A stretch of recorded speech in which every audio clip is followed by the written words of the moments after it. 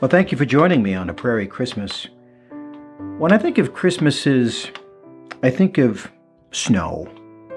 And when I think of snow, I think of hills and I think of sleds, like this one here.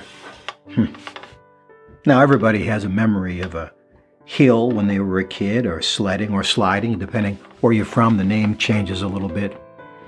My father-in-law had a real legitimate hill. It was 1.5 miles long in the southeastern part of Minnesota. And they were dairy farmers, and after milking, they could take that sled, and if they were fast, they could get to the top of Hanson's Hill and do a thrilling 3-minute ride down to the bottom and get back to the barn in 15 minutes before their dad found out. Now, the dad didn't really care about sledding, but he did care about boots, and they were only given 1 pair of boots a year.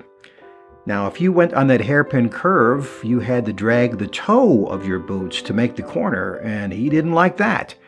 You wore out your boots, well, then you were done. Done sledding for the year. My dad grew up in a small town that was on a hill, and there was so much invested in the kids of that community that they would close down Main Street, which was the steepest hill in town. No traffic was allowed, and all the kids could sled on that hill all winter long, a sacrifice for commerce and for fun. Around these parts, there's not as many hills, so people have to improvise.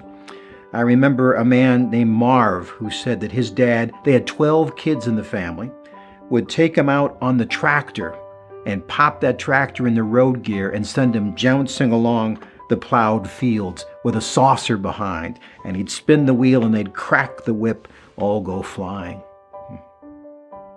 When I was a kid, a sled like this was one of the first things you got for Christmas. I remember mine. I got it when I was 6. I can still see it now with the ribbon under the tree. It said Sears Roebuck on the front, and I remember asking my mom, "Mom, this sled is from Santa. How come it says Sears on it?" And she said, "Well, during the busy season, Santa sometimes subcontracts out to other toy makers." Oh, I didn't know that. That was the same year we got a toboggan. You know what I'm talking about? The ones with bent wood, alternating dark and light colors. I remember we got it that Christmas, and we begged and begged and begged our parents to go sledding on that toboggan. So we went out to our version of the hill.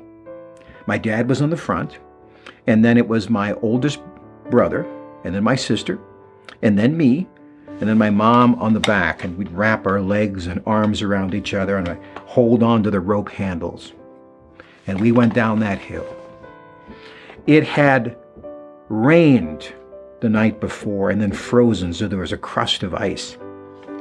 I'll never forget that, because that was the fastest trip our family ever took. That was actually the only trip our family ever took on that toboggan. My dad hit a bump and his glasses flew off, and my mom fell off the back and she compressed her spine. And they got up that Christmas Day and they said, "We are done." And they limped off to the house. Oh, we felt so bad for them, being old and all. I look back at that particular Christmas and I do the math. On that Christmas morning, they were both 36 years old. I found that toboggan in my parents' garage not that long ago. I was surprised at how much it had shrunk in all those years.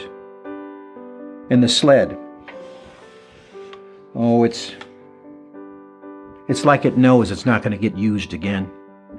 You see them now in theme restaurants, and you wonder if anybody's ever going to know what it's like to go on a runnered sled. And me, I have this. Yes, for sentimental purposes, but maybe